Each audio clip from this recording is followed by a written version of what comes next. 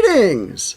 So last week we talked about disclosing your trade secrets under Rule 56 and keeping them secret with a petition to expunge. So cool. This week we're going to still be talking about patents and trade secrets, but instead of talking about how to disclose them and still keep them secret, we're going to be talking about how to avoid disclosing them altogether. And the way I'm going to do this is I'm going to use some case law examples. I have 5 examples of ways you can do this, and I'm going to use cases to kind of illustrate. And I'm going to describe the thing that you want to have covered by both a trade secret and a patent as the product. So I'll say, okay, you're going to patent the product. That's the thing that is going to be the product. You'll be covering that ideally with both patents and trade secrets. So let's get started. First sort of strategy that you can use for this is you can patent the product, but not the finished version of the product. Good example of this is CFMT versus Yieldup International. And what they did is this. So they had technology for improving the cleaning of semiconductor wafers. So you're basically making this in electronics. And they got a patent. And as it happened, though, their commercial product was not the subject of this patent. They needed to do another 6 months of work, which actually resulted in more innovations that resulted in a second patent before they had a commercially viable product. And they were accused of, having insufficient disclosure for their for this patent. And the court said, no, they made an improvement. They had something. I mean, it wasn't their commercial product, but the patent doesn't need to be for the commercial product. And so in their case, their original patent, this is the one before the 6 months of work, was found to be valid. And what I would say is if they had not gotten a patent on what they did after the 6 months, they could have held that as a trade secret. And then their ultimate product, which used sort of the principles of the 6 months prior to commercialization version, plus the 6 months afterwards, you could use trade secrecy to protect the stuff that was done in the 6 months following your initial patent. And then, of course, you have patent protection for what's on there first. So first strategy for protecting something both with a patent and a trade secret is you will patent the product, but not the finished version of it. Number 2, another fun one, patent the pieces, but not the product overall.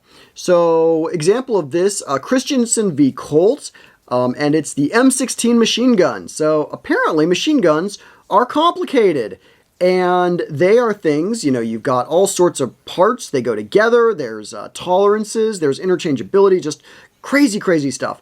But when you have this, if you make an improvement to a particular part, so maybe a slide, some kind of a spring mechanism, whatever that goes into it, you can say, look, this is a useful product, whatever this part happens to be, and it can be used in machine guns.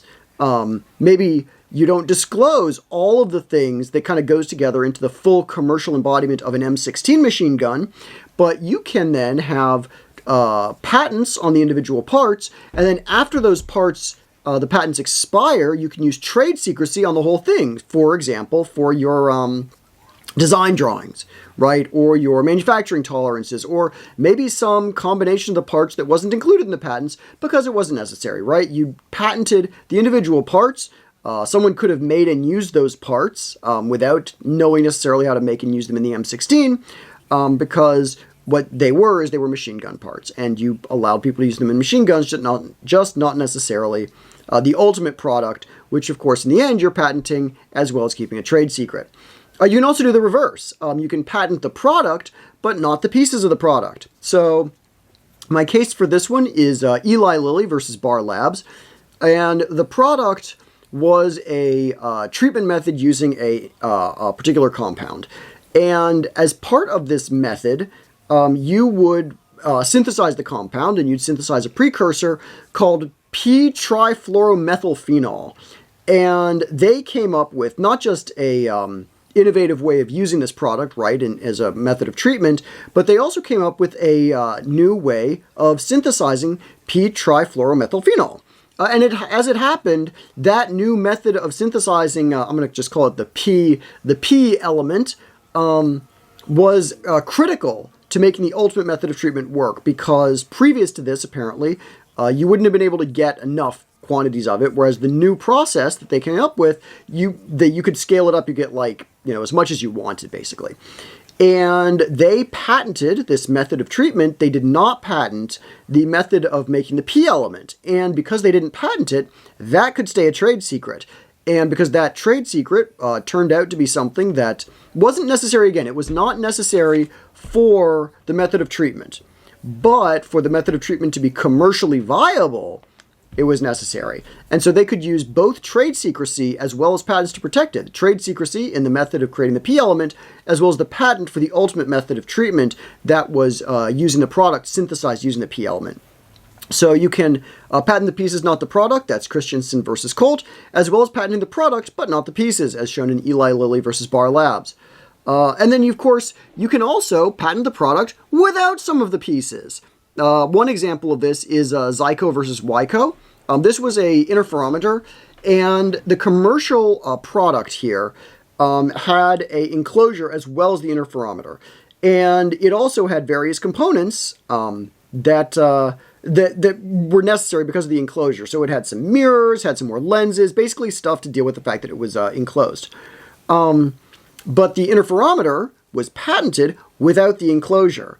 And so because of that, everything that they did in order to make the product work, the commercial product work, it could be held as a trade secret. Whereas the interferometer itself, it could be used as an interferometer just without the enclosure, but that was patented. Commercial product, therefore, was both patented and a trade secret because it had both the patented interferometer as well as the confidential stuff like the lenses, the mirrors, etc. that went into the enclosure. Another example, all voice versus nuance. This was a product for interfacing a speech recognition engine with third-party applications. But the claims in this case omitted limitations related to monitoring and updating data that the commercial product actually used to connect audio to text, representations of text, and maintain that connection even as the text was edited. And so by omitting those limitations, they didn't need to disclose the underlying functionality for that aspect, and so they were able to, again, in the commercial product, they had the patent on sort of, I'll call it a baseline product, but the one with all the bells and whistles, some of those bells and whistles were kept secret. So you can patent the product without some of the pieces. In the cases Zygo versus Wyco, all voice versus nuance, illustrate how you can potentially do that in two different areas. And then the final example of how you can use trade secrecy plus patents to protect a product, just rely on the skill of the art. So the general rule that we've been using a lot here, not in all the cases, but it's repeated itself, is your patent needs to disclose the claimed invention and enable the claimed invention. It does not need to do that for the commercial product. So we've been taking the delta between the commercial product and the claimed invention and sort of using that delta as a trade secret.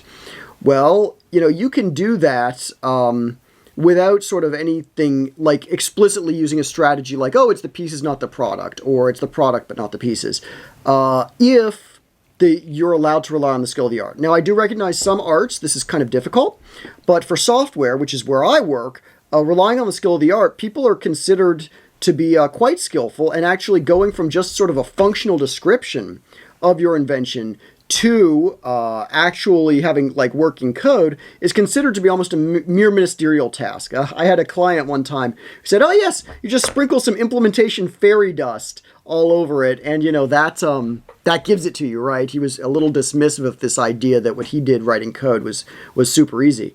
Be that as it may, the cases do say pretty clearly you don't need to disclose the code, and just having a functional description of the algorithms works fine.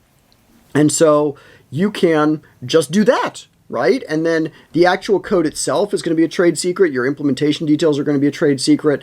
You've disclosed something, but it's going to be kind of a pain in the butt to actually write it up, right? And to actually have a working code that matches it. Now, is this undue experimentation? Again, the cases basically say no, it's not.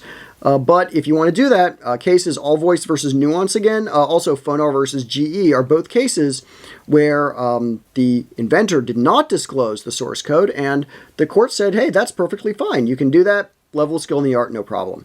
So there are 5 ways of having your cake and eating it too, where you will be able to use trade secrecy and patents to protect your product. So that's it for this week. Next week, we will be talking about ways you may be able to lose your trade secrecy, something you don't generally want, but you can do it by accident, even without disclosing it.